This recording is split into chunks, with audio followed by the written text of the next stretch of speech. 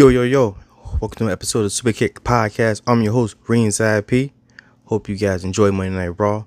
You know what it is. Prayer hands all day. Out here. All day.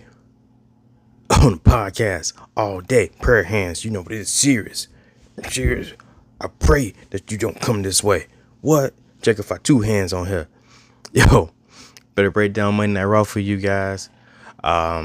Before we get started, as always, make sure you like, subscribe, share, comment, give me feedback. Check out the reels, check out the shorts, check out Spotify, check out the Superkick store, check me out on Table Lies and Bumps, check out a new episode of What If dropping hopefully Wednesday. I'm editing it now. Gotta upload that mug, so check that out. Back at it. Hope you guys enjoy it. Bad guy versus bad guy. Who's going to be the best bad guy of the bad guys? Let me know when you see it. Let's get into Monday Night Raw, y'all. Judgment Day 2.0. I wish they would change the names. I mean, you got Bloodline 2.0. You got Judgment Day 2.0. I don't know, man. Just their new version. I guess add 2.0 or something different. I don't know. But they come out. They getting all the heat from the crowd, doing an amazing job by doing so. You got Liv Morgan, you got Dominic Mysterio, Eskimo kissing on each other, which just makes the skin crawl. You got Finn, you got Carlito, you got JD McDonough out there. Then LWO come out, then you know how that used to go. Now we got a tag match. Judgment Day versus LWO. Chaos goes crazy. It's actually a really cool match. Feel like I haven't even seen all the members of LWO for a minute. Forgot Dragon Lee was even part of LWO. You got Joaquin Wild coming out there with the Kung Lao hat on, ready to slice the mug up real quick. Probably the highlight of that match was that 4-man suicide dive to the outside. Just chaos everywhere. Dope match. Then you have, I don't know, it was just real good match. I feel like we should get Dom versus Ray at Mania with the stipulation of this is Rey Mysterio's retirement match. That's what I want them to build to. I want them to build to Dominic Mysterio versus his dad, the legend, the Hall of Famer, Rey Mysterio. Maybe hair versus career match. Dominic Mysterio wins, retires Rey Mysterio. That's it. Ultimate heat on Dominic Mysterio forever. But that's what I hope they get to WrestleMania. I definitely know. Well, I don't know. I feel like we're gonna get our first intergender match, and I think it's gonna be between Rhea Ripley and Dominic Mysterio. We already got this mixed tag match happening at Bash at Berlin, but I think WWE is gonna push it, and I think we should. I don't know if we need that. I think the crowd and fans want that just because of Dominic Mysterio and how the hatred towards him, and they want to see Rhea Ripley destroy him. We saw Rhea Ripley give JD McDonough a riptide, so as you know, I think that's why it kind of led me to believe that we might get a Dominic versus Rhea match at some point. At Bad Blood, nah. I feel like if I'm booking Bad Blood, I already got 100 matches on there. This is like an AEW pay-per-view. But no, man. If you guys feel like there should be a Rhea Ripley versus Dominic Mysterio match, let me know. Let me know what you guys think. Also, how do you guys feel about the idea or possibility of Dominic Mysterio versus Rey Mysterio at WrestleMania with Rey Mysterio's career on the line? I think it should happen. We got Damage Control out there looking phenomenal. Get the dub.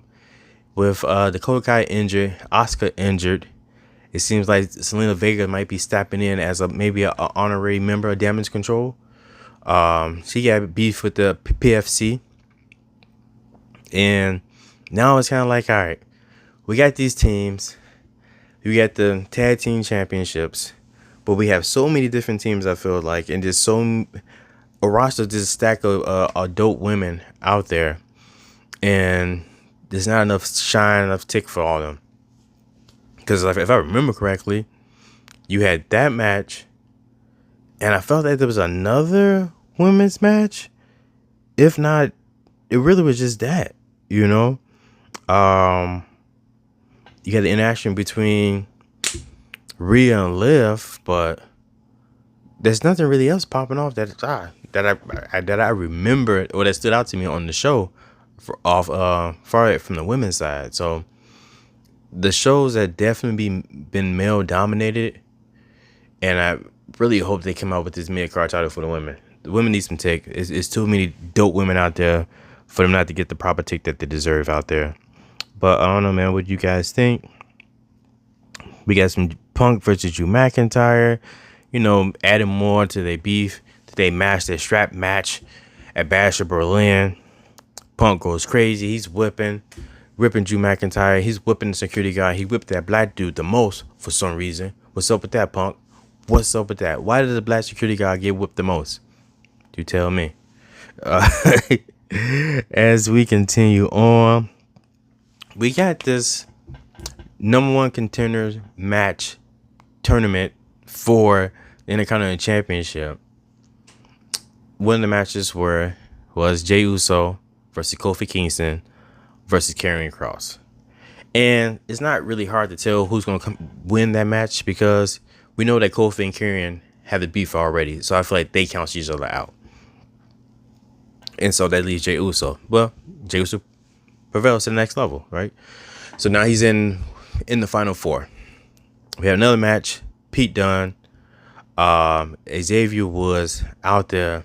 Man, Woods versus also The Miz. Woods is great.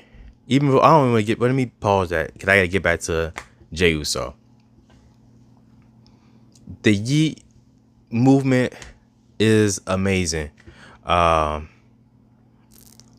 It's just what do you do with Jey Uso? You know, people, harbor on the match, the quality of matches that he has, and they say they're not up to par.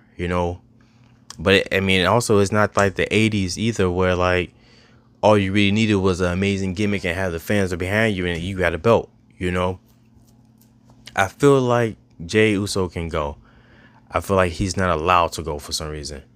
Like, I feel like John Cena. I said saying like John Cena had the 5 moves of doom, and then afterwards it almost seemed as if a lot of wrestlers following that. If you look back, like everyone had like 5 moves, a 5 move set. Whether it's Triple H, but the two different, the running knee, the knee to the face, pedigree, spine buster,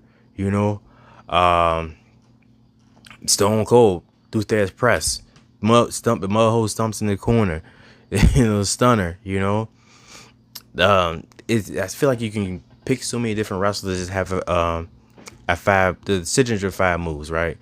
And maybe Jey Uso, he has 5 moves, but they don't stand out as much as maybe everyone else's does. Roman Reigns does the spear. Jey Uso does the spear. He does the Rock like punches where he spits on the hand, punch people in the face. He has a splash, but there's flaw splashes. So many people are doing splashes, tsunamis, flaw splashes, Jey Uso splash. His splash can kind of get overshadowed by everyone, especially when you got Bronson Reed out here, tsunami and people all crazy. So that's taking over. So that overshadows that. Super kicks, aren't even a finisher anymore. Once upon a time, Sweet Chain Music, that was it. I need to see more out of Jey Uso, and I feel like he can do it. And I think, and this comes kind of like out of what Rikishi been saying, like, he feels a certain way about his son. He feels like, they kind of overlooking him, even though he didn't got himself incredibly hot out here in the streets, the wrestling streets. And it wasn't at SummerSlam, he has like, excuse me, the time they get it is short, but like the crowd goes crazy. He's selling merchandise like crazy, and I think everyone wants best for their kid, but I think we need to see more out of Jey Uso for it to be validated, for him to actually have like a title run. whether it's the IC championship or the US championship at some point. At some point, I think before it's all said and done, Jey Uso needs at least one single titles run. I don't think he's gonna beat Braun Breaker, and I don't want to see a match between Jey Uso and Braun Breaker. I don't just be feeding him people, but I know he's gonna feed him people because he's Braun Breaker and he's wrecking shop to people. But I don't know, man. How you guys feeling about Jey Uso? Does he need a title? Does he deserve a singles title? Let me know. Comment below. I want to get into, I'm going to get into the other triple threat. Pete Dunne, Xavier Woods, The Miz. That was probably my match of the night. Definitely. Miz, definitely totally underrated to me. He does everything well. He can be a phenomenal heel. He's great as a face. He has a great moveset. Like, you think about movesets again. Like, the Miz's moveset is better than Jey Uso's. And I think that's kind of just what it is. And so it allows Miz to put on better matches. Xavier Woods, don't get the credit that I think that he deserves as a wrestler, as an in-ring performer. He's been out here putting in the work for a minute. Also, another guy who hasn't had a singles championship. Also, I mean, a lot of that is due to the fact that he's been tied up with the New Day for 10 years. You know, they've been killing as a tag team for a good 5 to 7 of those years. A dominant tag team, you know, multi-time tag team champion. Even though he has been king of the ring, which is a singles accomplishment, I think he's another guy that could or should have like maybe a U.S. title, you know, or depending on how much prestige we trying to add back to the Intercontinental Championship, maybe he can get that too, or in the future or some, you know, at some point. But that was also another dope match. Pete Dunne pulls out the victory. He's in the Final Four. I think another match that I remember seeing there is Dragon Lee, Ilya Dragunov, and I forgot the Dominic Mysterio. So I think Dominic and Dragon Lee go cancel each other out. Even though it is a possibility that Dom could pop up in the one in the Final Four, but I think Dragunov should be in there. The other match is Bronson Reed, Sheamus, and then I would just remember who the other person was, but I forgot. Ludwig Kaiser. I think Ludwig and Sheamus should cancel each other out, but Bronson Reed probably won't make it, even though he ain't gonna make it. Yeah, he could make it to the Final Four, but that's gonna lead into the next point. We got Monster versus Monster, right? Which was, didn't know I needed that, man. I didn't know I needed to see Braun Strowman versus Bronson Reed. I thought it was gonna be not necessarily a squash match. I thought we was gonna see Bronson Reed drop 10 tsunamis on Braun Strowman. We didn't get that, but we still got. Did it live up to what they were trying to make it out to be? They tried to pick it up as a big thing, and it wasn't necessarily that phenomenal or spectacular, but it was still a cool match. You know, you got them taking all the craziness, chaos out to the outside. They pushing and throwing security guards. You get Bronson Reed doing a tsunami off some concrete on top of the car with smashing Braun Strowman through the car. Craziness, right? So I think that's going to probably lead to either Braun Strowman coming out doing Bronson Reed triple threat match, or Braun Strowman interfering in, if Bronson Reed makes it to the next level or to the Final Four, Braun Strowman coming out, interfering that, taking out Bronson Reed out of that. I would love to see Sheamus versus Braun Breaker. And Sheamus, he's been on that hunt for the IC title for a very, very long time. That's one title that he's never held. So I know he's been wanting to get that. But I also don't think he's going to be able to stop Braun Breaker either. But that would be a banger of a match. So that's what I want. I want to see Braun Breaker versus Sheamus at a PLE or for the IC title at some point. soon that comes out of this tournament. Don't put Jey Uso there. I might settle for Dragunov, but Dragunov they went up against Braun Breaker so many times already, and he's lost. You gotta wait a little bit, so we'll see. But who do you guys want to see face Braun Breaker for the IC title in the near future? Let me know. Or do you want a fatal 5-way?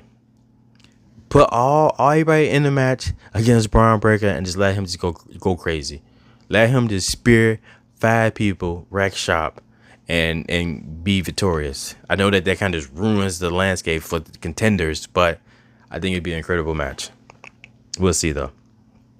What is next? I think the last thing I'm going to end with, is the Y6. We get Bo Dallas, Uncle Hottie with a vignette. As I watch this vignette, I'm like, man, I feel as tired as Uncle Hottie's Bo Dallas's eyes look. The bags on his eyes is how I be feeling. I be feeling that tired. There's some tired eyes right there. He didn't been through some stuff. But yeah, that's how tired I be feeling. So we get that. I love the vignette. You talking about how Chad Gable's been our first prophet. Building a family out of tears and manipulating people. He's ready to get revenge per se on Chad Gable of American Made. I'm digging the shirts.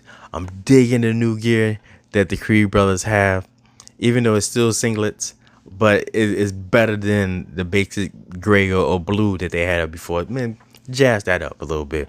I'm here for that. Excuse me. Match kickoff. Everyone's hype. You know what the symbolism behind the match, the impact of the match. We like a year since Bray Wyatt passed away.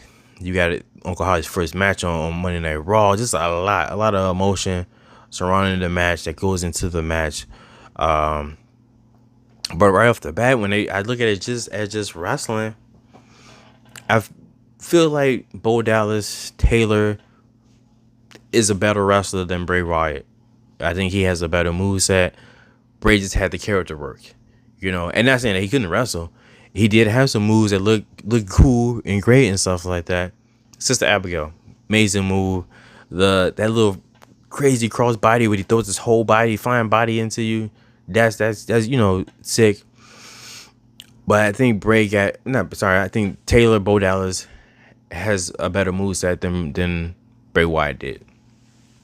And I want to see that in wrestling. I want to see that come to life. Because, it's hard to say what Uncle Hottie's style is yet. And so it can be anything. It doesn't have to be necessarily Bray Wyatt style or the Fiend style. So we watching the match and they made an emphasis, Michael Cole and the commentators and Corey Graves made an emphasis that Chad Gable wants to prove that Uncle Hottie is just an ordinary man, that there's nothing more to him, that there's nothing supernatural to him, or mystical about him. He's just a man, and he can bleed and he can take pain.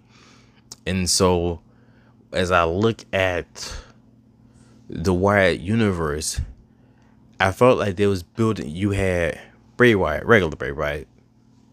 You had the Bray Wyatt from the Firefly Funhouse. You had the Fiend, and I felt like the Fiend was the pinnacle of those 3 characters. And then you get to the introduction of Uncle Howdy, and then I was thinking like, well, is Uncle Howdy next up after the Fiend? Is Uncle Howdy more dangerous than the Fiend? And if that was the idea, it didn't come off that way. The Fiend really sold stuff, and maybe that was a good and bad thing, but it showed like, oh man, the Fiend is unstoppable. He's an unstoppable force in WWE, in wrestling. And what can you do to stop him? He's popping up after everything. You have to kill him. You have to like destroy him. And Uncle Hottie, he's feeling pain, and he's not the Fiend. That was the first thing that I noticed was Uncle Hottie is not the Fiend, and not in terms of just the charisma or just the aura, just that he came off as a ordinary dude, and maybe I wanted more like craziness out of him. Make him be like the Joker, a tormented psychopath, with his own like logic and reasoning behind things. But it's crazy logic and reasoning behind things, because you can see him. He takes punishment, but then there's times when he takes punishment and he's laughing at it like he wants more, and that's similar to regular Funhouse Bray Wyatt, So I still don't know whose Uncle Howdy's identity truly is. I wanna know what that character is, but more of his backstory per se. If he's a tormented soul, is he angry, traumatic, just going through things, and all this just manifests into this Uncle Howdy persona. So is Taylor Bo Dallas weaker than Uncle Howdy? Is Uncle Howdy a evolved state or another form of Bo Dallas or another personality? At this, I think they try to make that out to be like everyone in the Wyatt Six are personalities or characters from the Bray Wyatt universe. I need more story behind that to maybe kind of understand more into Uncle Howdy, and for me to try to really get into the match even more. I don't want to just get caught up into the emotions of like, oh man, we getting more Bray Wyatt stuff. Oh, it's his brother and he died a year ago, and like and like I get that, but at the end of the day, I still want great wrestling. I still want a good match. I guess I still want a good story. The story's there. I want everything to mean something, and I want more for that character, because I love story. So we'll see about that. Uncle Howdy didn't sell anything, and speaking of not selling anything, I know Uncle Howdy. I'm telling you, Mystics, I'm just not going on a rant. Uncle Howdy entrance, dope. Besides the Fiend, we talk about just the feeling or like aura. Jey Uso comes out, we eat everywhere, right? Cody Rhodes, we won. Roman Reigns come out, we throwing up the ones. Uncle Howdy comes out and it's chills. It's goosebumps. It's like just spooky, and I love that. And then he gets in the ring and he has the lantern. And I don't know if you guys know this, but he's spinning that mug around because he can't find the button. So when he blows it out to push it, because it's too dark, and it's probably because he got the mask on too. But eventually he does find it, and then we get started with the match. But then the match, proceeds as like I said. Get to the end of the match.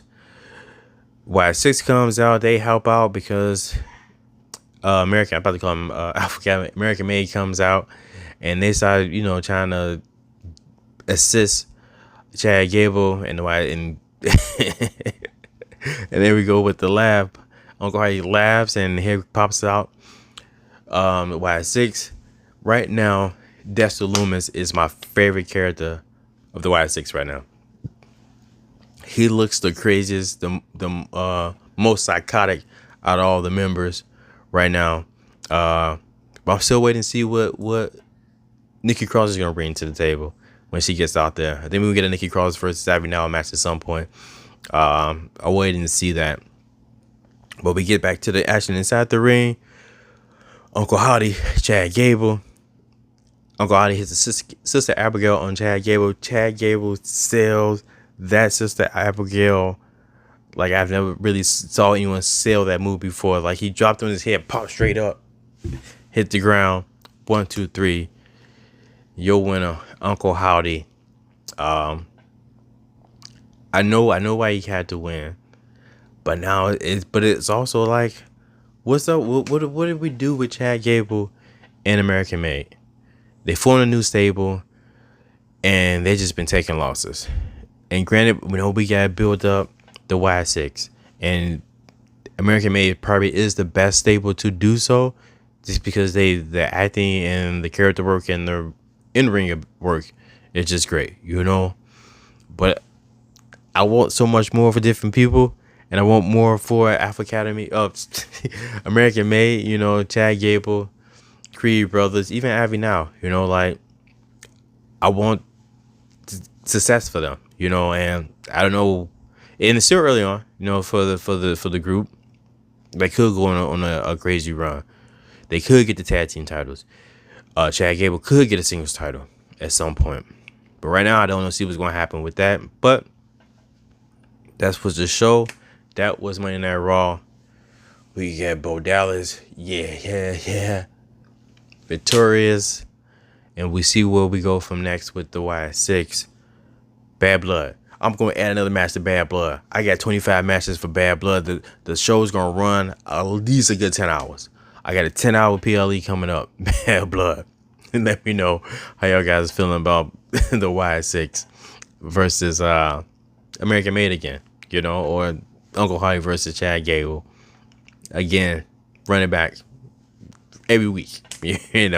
Until Chad Gable and American Made defeat the Spooky. But that's it, man. That is for my show. Getting ready for Smackdown. Check me out on Tableizer and Bumps. Check out the What If dropping tomorrow. Get ready for some coolness, some machismo. That's a hint. That's the biggest hint. I didn't give it away already. But just get ready for it. It's still gonna be cool. It's still gonna be cool. Little story behind it, whatnot. Make sure you comment on it. Make sure you like it. Make you tell me what you think about it. Thank you guys for watching the show. Make sure you guys like, subscribe, share, comment, give me feedback. Check out the reels, check out the short, check out the Superkick store, check me out on Spotify, check me out on Tableizer. I already said it that way, but do it anyway. Until next time, adios, peace.